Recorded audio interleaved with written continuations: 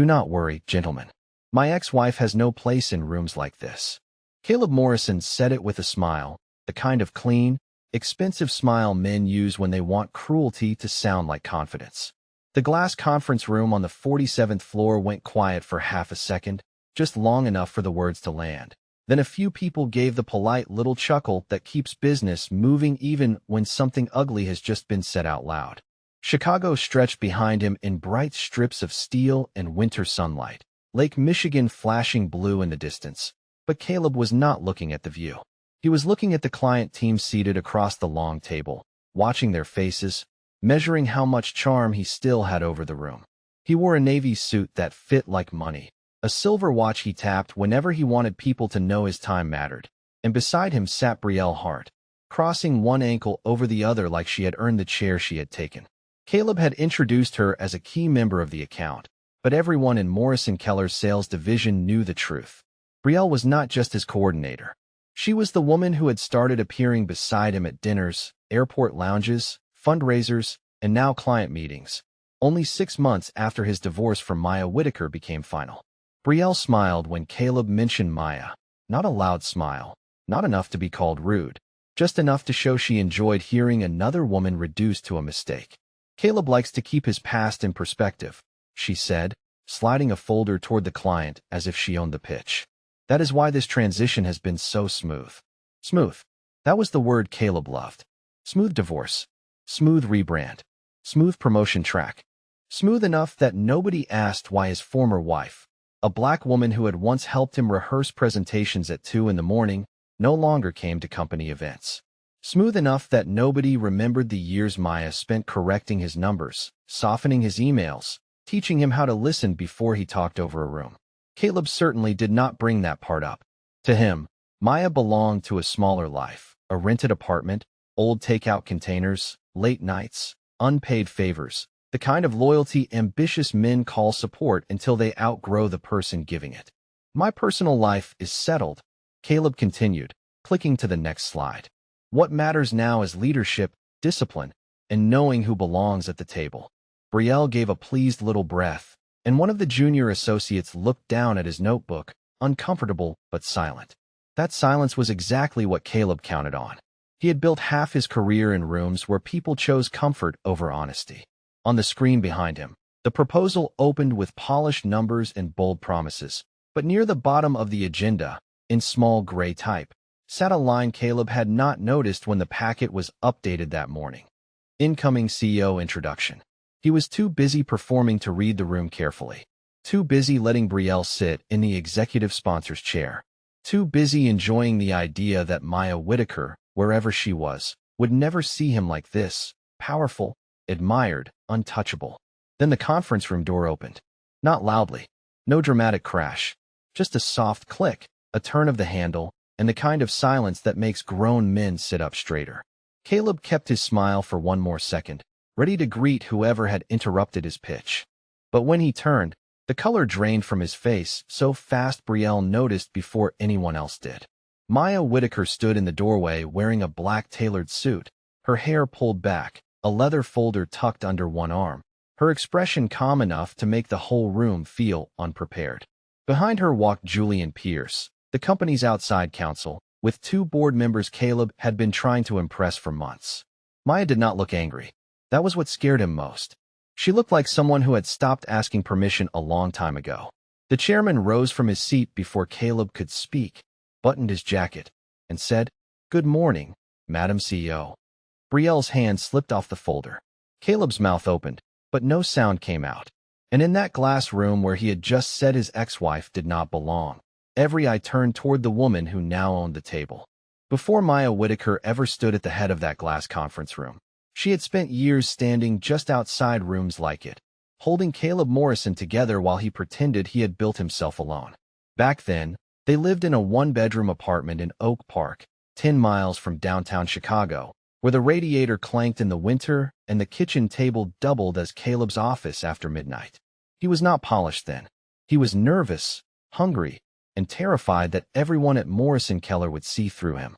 Maya would sit across from him in sweatpants, her laptop open, reading his pitch decks line by line while he paced the floor in socks, practicing jokes that did not land and answers that sounded too thin. "Slow down," she would tell him, tapping the table with a red pen. "You are trying to impress them so hard. You are forgetting to make them trust you." Caleb would laugh, run both hands through his hair, and say, "That is why I married you. You see the room before I walk into it." And she believed that meant he valued her. For a while, maybe he did. Maya helped him choose ties before client dinners. She drove him to the airport when rides were too expensive. She mailed birthday cards to his mother because he always forgot. When his first big presentation almost fell apart because the numbers were wrong, she stayed up until 3 in the morning rebuilding the spreadsheet while he slept on the couch with his phone on his chest. The next day, Caleb got praised for being prepared. He came home with takeout and a grin, kissed her forehead, and said, "We did it." But over time, we quietly became I. The apartment became too small for him. Her advice became nagging. Her questions became pressure. And when he started attending rooftop mixers downtown, he stopped asking Maya to come. "It is just industry people," he would say, adjusting his cuff links in the bathroom mirror. "You would be bored." She knew what that meant. At one holiday party, a partner's wife asked Maya which department she cleaned for, then laughed as if the insult could be erased by embarrassment. Maya froze with a plastic cup of sparkling water in her hand. Caleb heard it. He was close enough to hear every word. But he only smiled at the partner and said, "People get confused. It is fine." In the car that night, Maya stared out at the expressway lights and waited for an apology that never came. "You could have said something," she whispered. Caleb kept his eyes on the road. "I cannot fight every awkward comment, Maya. I am trying to build something." That sentence stayed with her longer than any argument. "I am trying to build something," as if she had not been building it with him brick by brick. Brielle Hart entered his life 3 months later, all glossy hair, bright laughter, and a talent for making Caleb feel like he had already arrived. She laughed at his stories, praised his instincts, and never reminded him who edited the speeches before he delivered them. The night Maya finally understood, she was in their kitchen, rinsing a coffee mug, when she heard Caleb on the balcony speaking low into his phone. "She helped me build the image," he said, "but she does not fit the image anymore." Maya did not drop the mug. She did not scream. She simply turned off the faucet and stood there, feeling the cold ceramic in her hand, while something inside her went very still. Caleb mistook that silence for weakness. That was his first mistake. 3 weeks after Maya heard those words on the balcony, Caleb came home early on a Monday morning with rain on his coat and a manila envelope under his arm. He did not say good morning. He did not ask why she had slept on the couch or why the coffee maker was still full from the night before. He walked into the kitchen like a client walking into a closing meeting, set the envelope on the table, and slid it toward her with 2 fingers. "I think we both know where this is going," he said. Maya looked at the envelope, then at the wedding ring on her hand, the same ring he had once paid for in small monthly payments because he wanted her to have something real. Now he was standing in front of her in a charcoal suit she had helped him pick out, wearing the cologne Brielle had once complimented at a company dinner. "You printed divorce papers before breakfast?" Maya asked, her voice quiet enough to make him uncomfortable. Caleb shifted his jaw. "I have a 10:30 call, Maya. I do not want this to turn into something messy." Messy. That was what he called 7 years of marriage, 3 years of sacrifice, and a woman who had made herself smaller so he could look bigger. He opened the envelope and pulled out the forms, each page marked with yellow tabs where her signature belonged. "The apartment lease is in my name now," he said. "I will cover the next 2 months. After that, you should have enough time to figure things out." Maya let out a small breath that was almost a laugh, but there was no humor in it. "You make it sound like a severance package." Caleb frowned. "I am trying to be fair." "No," she said, looking up at him.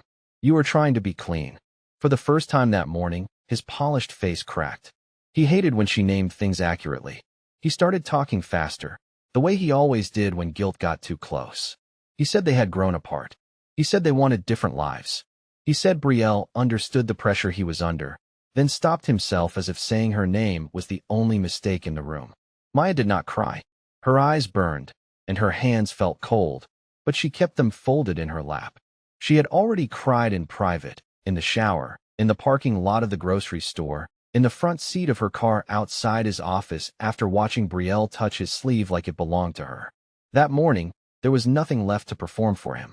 What Caleb did not know was that 3 days earlier, Maya had received a call from Julian Pierce, a lawyer who had worked with her late father's estate. Her father, Aaron Whitaker, had never been flashy, but he had been careful.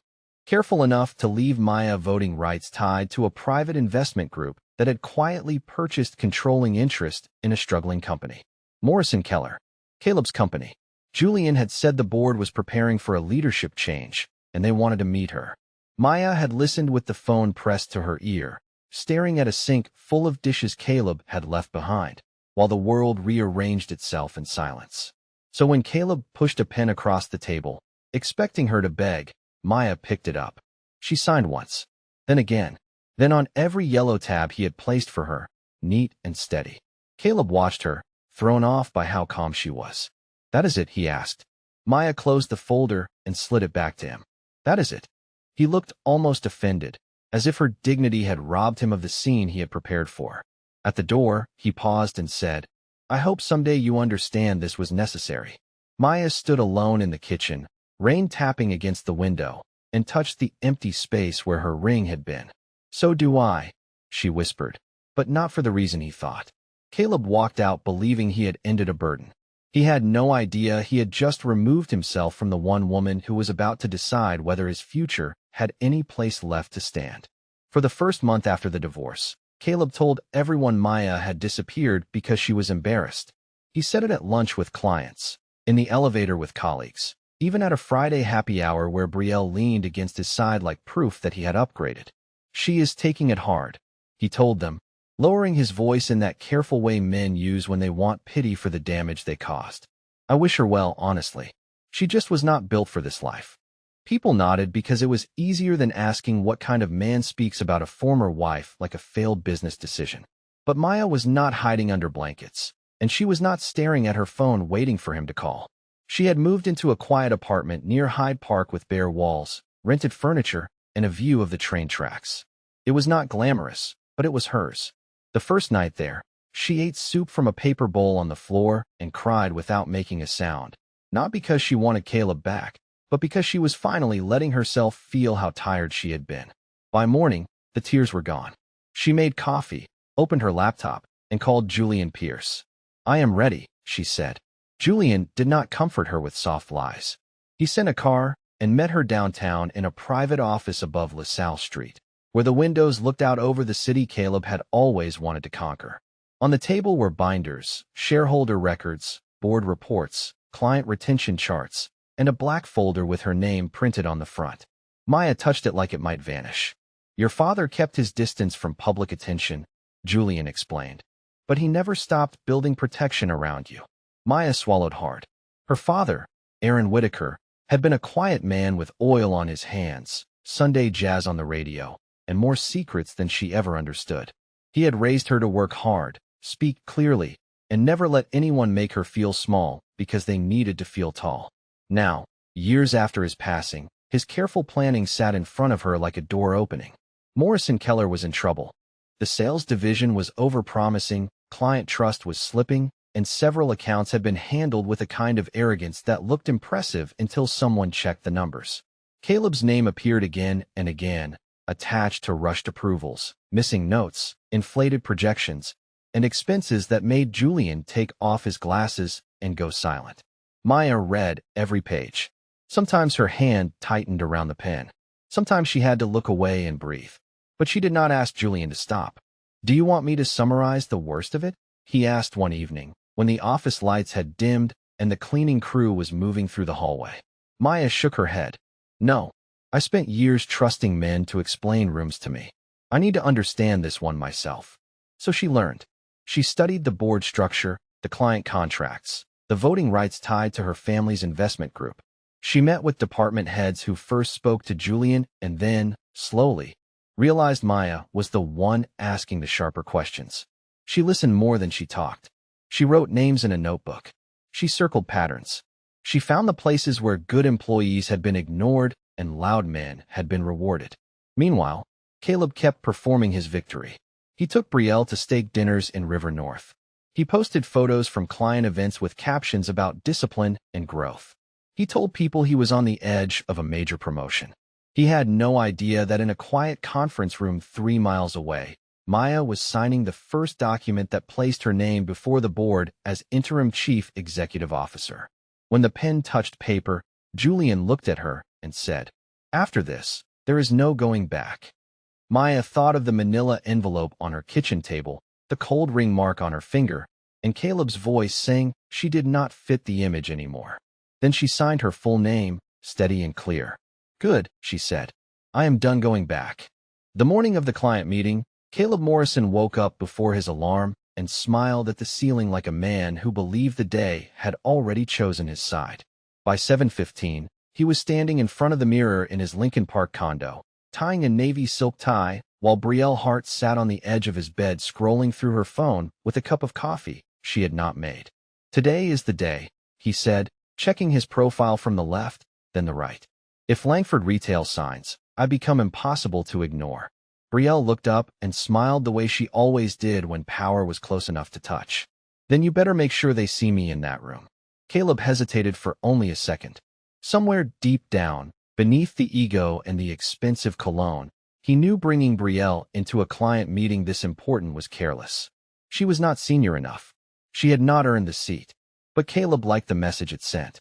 He liked walking into rooms with the woman he had chosen after Maya, as if his new life needed witnesses to become real. "You will sit next to me," he said. "Let them see the team I am building." At Morrison Keller, the 47th floor was already humming. Assistants moved between glass offices with coffee trays and printed agendas. Junior associates whispered near the copy machine. Everyone knew Caleb had pushed hard for this account, and everyone knew he had been dropping hints that a promotion would follow.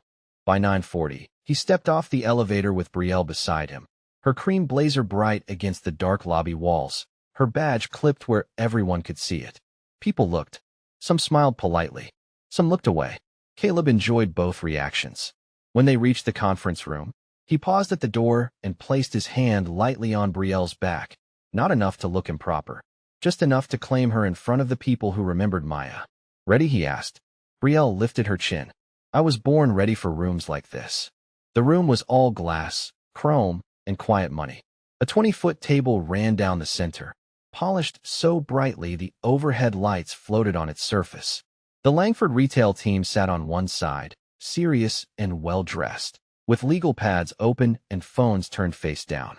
On the other side were Morrison Keller executives, including 2 board members Caleb had spent months trying to charm. Caleb took the lead seat near the screen. Brielle, without asking, slid into the executive sponsor chair, the one left empty at the head of the table. A junior associate named Marcus glanced at the chair, then at Caleb. "Is that seat reserved?" he asked softly. Caleb gave him a look. "Relax, Marcus. We are all on the same team." Brielle opened her laptop and smiled across the table. "Caleb knows where I am most useful." That line landed strangely. One of the Langford executives raised an eyebrow. Caleb ignored it and launched into his pitch, smooth as glass, every sentence polished, every gesture rehearsed. He talked about trust, discipline, client partnership, and leadership. He talked about the future like it belonged to him personally. Then one of the board members mentioned the updated agenda, and Caleb waved it off without reading the bottom line. "We can handle introductions later," he said. "Right now, I want to focus on value." Brielle leaned toward the clients and added, "Caleb is very good at knowing what matters and what does not." A few people shifted in their chairs. Marcus stared at his notes. The air felt tighter than it had 5 minutes earlier, but Caleb mistook tension for attention. He clicked to the next slide, letting the numbers fill the screen behind him. "This company needs decisive people," he said. "People who know how to move forward and leave distractions behind." Brielle smiled again, and Caleb, drunk on his own performance, let his voice drop into that warm public tone he used when he wanted an insult to sound harmless. "Believe me, I have learned that lesson in business and in life." Nobody laughed this time. Before he could recover, the door clicked open. Caleb turned with the practiced patience of a man ready to forgive an interruption, but the expression fell from his face the moment Maya Whitaker stepped inside. The black folder in her hand matched the one he had never known existed. Julian Pierce followed behind her, calm and silent. Then the chairman stood, and the room rose with him. The chairman's words did not echo, but they seemed to press against every glass wall in the room. "Good morning, Madam Chief Executive Officer."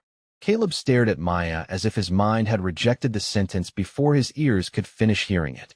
For one foolish second, he waited for someone to laugh, to correct the mistake, to explain that this was some legal formality or boardroom joke he had not been told about.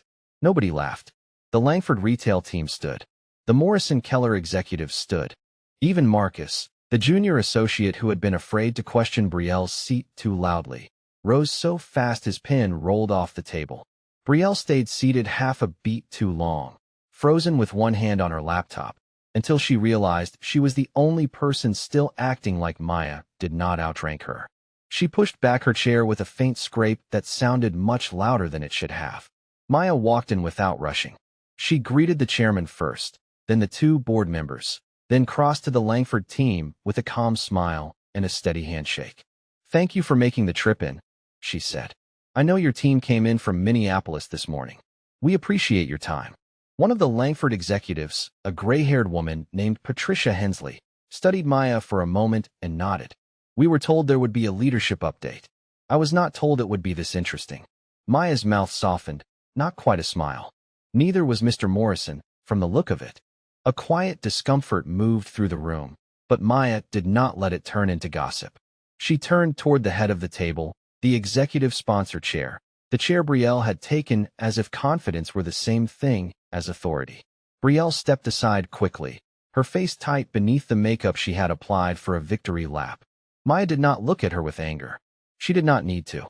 She simply placed her leather folder on the table, sat down, and opened it. The room adjusted around her. That was the part Caleb could not bear. No shouting, no dramatic speech, no trembling voice demanding respect. The entire room just shifted because Maya had entered with a title he could not talk over. Caleb cleared his throat.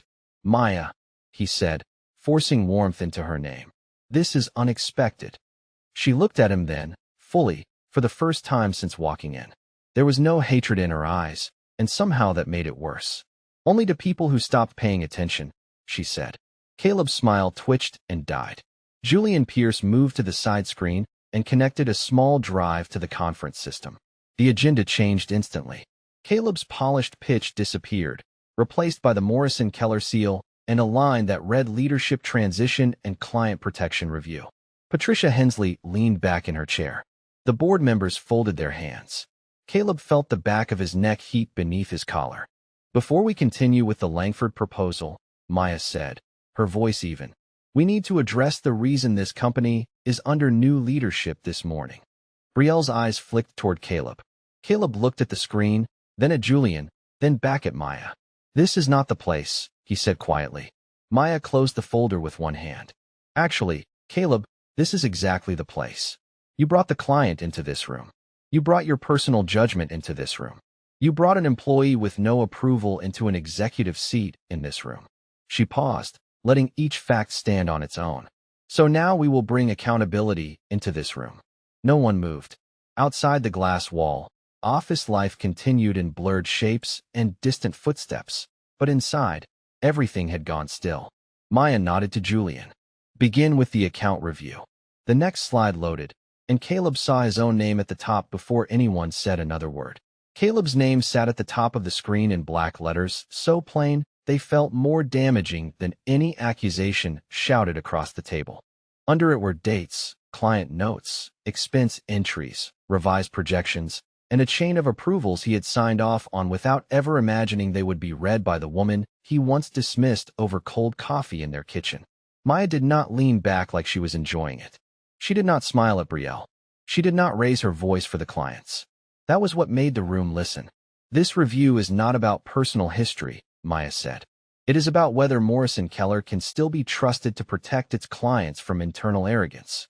Caleb swallowed. "Arrogance is not a business finding." Maya looked at him for one calm second. "No, but it explains several of them." Julian clicked to the next slide.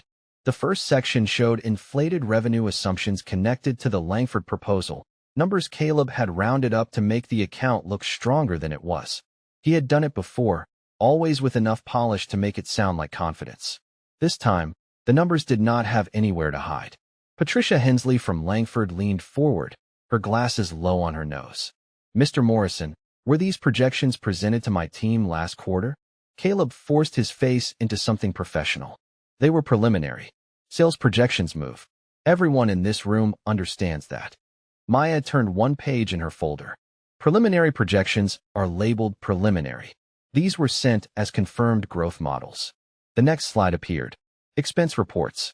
Private dinners marked as client development. Luxury transportation billed under strategic outreach.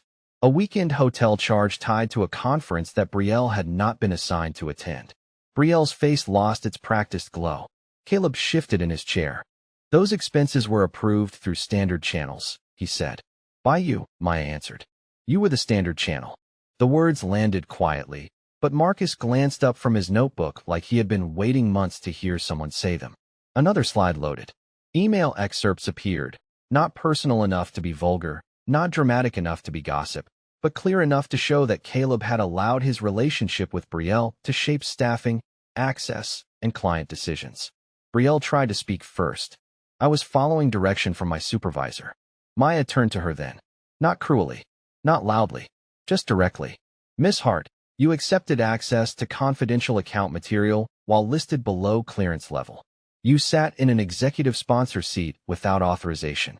You represented yourself to a client as strategic leadership when your title did not support that claim. Do you dispute any of that? Betrayal opened her mouth, then closed it. Caleb looked at her, waiting for the loyalty he had mistaken for love, but she was already protecting herself. Patricia set her pen down. I need to be very clear. Langford will not move forward under the account structure Mr. Morrison presented. Caleb's pulse thudded in his ears. Patricia, let us not overreact to internal housekeeping. Maya's eyes sharpened for the first time. Do not call broken trust housekeeping. The room went still again. Caleb felt something slip away from him, not all at once, but piece by piece, like a suit coming apart at the seams. His client, his promotion, his image, the story he had told about himself. Maya nodded to Julian, and the final slide appeared. Recommended immediate action. Temporary removal of Caleb Morrison from client authority. Suspension of Betrayal Hart's account access. Independent review of sales division conduct. Caleb pushed back from the table. You cannot make this personal. Maya stood slowly, one hand resting on the folder that carried months of proof. I did not make it personal, Caleb. You did. I made it documented. For the first time since she entered, he had no answer. And everyone in that room saw it.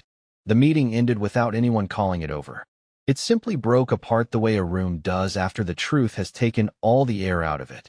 Patricia Hensley gathered her papers with careful hands and told Maya she would wait for the revised account plan by the end of the week. The board members followed Julian toward the side office. Marcus slipped out quietly, carrying the kind of relief people feel when someone finally says out loud what they were too afraid to say. Betrayal stayed by the table for a moment, staring at her laptop as if the screen might offer a way back to 5 minutes earlier. Then her phone buzzed. She looked down, and the little color left in her face disappeared. Her access had been suspended. Across the room, Caleb saw it happen and still said nothing to defend her. That was the first time Betrayal understood she had never been his future. She had only been part of the image he wanted to sell. Maya closed her folder and walked toward the hallway, calm, composed, already speaking to Julian about the next steps. Caleb followed before pride could stop him. Maya, he said. She kept walking. Maya, please.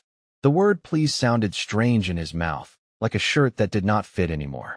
She stopped near the frosted glass wall outside the conference room, where the city blurred behind her in pale winter light. Caleb lowered his voice. Can we talk like adults for 1 minute?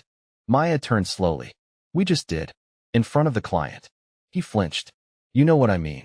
He glanced toward the conference room, where Betrayal was packing her things with shaking hands. This went too far.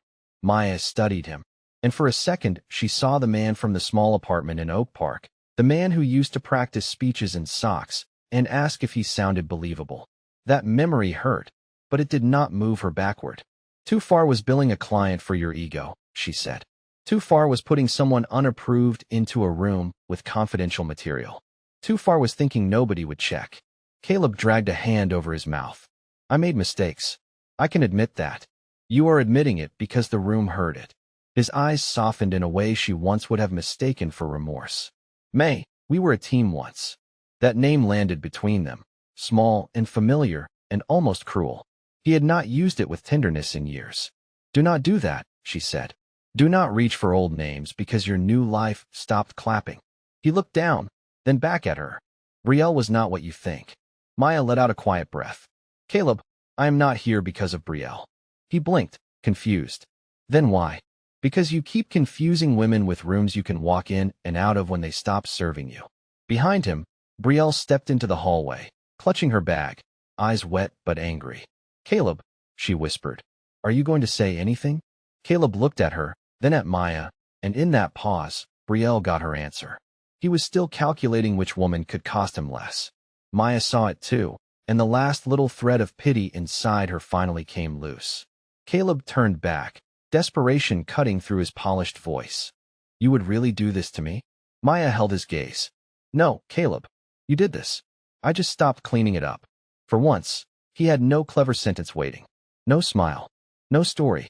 Just the sound of his own breathing and the distant office phones ringing as if the world had already moved on without him. Maya walked past him toward the elevator, Julian beside her now, and Caleb stayed frozen by the glass, realizing too late that the woman he called a distraction had become the person deciding what remained of his name. By the next morning, Caleb Morrison's name was no longer attached to Langford Retail. By noon, his building access had been limited to one floor, his client files were under review, and the promotion he had already pictured in his head had disappeared from every conversation that mattered. No one shouted at him. No one dragged him through the lobby. That was the part he hated most.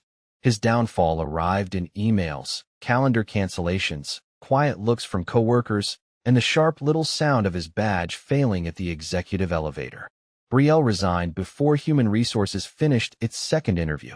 She left with dark sunglasses on, a cardboard box in her arms, and no goodbye from Caleb, because by then he was too busy trying to save himself to notice the woman he had once paraded through the office. That afternoon, he sent Maya a message so long it looked less like an apology and more like a closing argument. He wrote about the apartment in Oak Park, the early mornings, the old dreams, the nights when they had almost believed they could take on the world together. He wrote, I lost myself, as if losing himself had forced him to humiliate her. He wrote, please remember who I was, as if the woman he abandoned owed him the mercy of editing his past. Maya read the message in her new office as the sun moved slowly across downtown Chicago. The room was still half empty, with unopened boxes near the wall and a temporary nameplate on the desk, but it already felt more honest than any home she had shared with Caleb in his final years. On one side of the desk sat the black folder Julian had carried into the meeting. On the other sat the manila envelope from the morning Caleb handed her the divorce papers. She had kept it, not because she missed him, but because some scars become records of survival. Her wedding ring rested inside a small white envelope beside it. Julian stood near the door, waiting for her decision on the final review memo. Do you want to respond to him? He asked. Maya looked at the message one more time, then locked her phone. No, she said. Some people only hear you when they have lost the right to answer. Julian nodded, not with pity, but with respect. Later that week, Maya walked into the same glass conference room with a revised plan for Langford, a new account team, and Marcus seated at the table with real authority for the first time in his career. Patricia Hensley listened, asked hard questions, and finally said, This is the first honest meeting we have had in this building. Maya smiled. Then let us make sure it is not the last. The contract was not saved because Maya was Caleb's ex-wife. It was saved because she knew the work, respected the people, and refused to let charm replace character. Months later, people would still whisper about the day Caleb brought Brielle into that room and found Maya waiting at the top of the company he thought belonged to men like him. But Maya did not live inside that moment. She did not build her future around his regret. She built it around the woman she had become after she stopped shrinking to protect a man's pride. On a quiet Friday evening, after the office had emptied and the city lights began blinking awake, Maya opened her desk drawer, took out the envelope with the ring, and held it in her palm. For a second, she remembered the girl who once believed love meant proving her worth over and over until someone finally chose her. Then she placed the envelope back, closed the drawer, and stood. Outside the window, Chicago looked wide, cold, and full of possibility. Maya whispered, not to Caleb, not to the past, but to herself, I belong where I no longer have to beg to be seen. And that was the lesson Caleb learned too late. When you treat someone's loyalty like weakness, you may one day find out that their silence was never surrender. Sometimes it was the sound of them gathering the strength to walk into the room you thought they would never reach, sit in the chair you thought they could never earn, and leave you with nothing but the truth of what you threw away.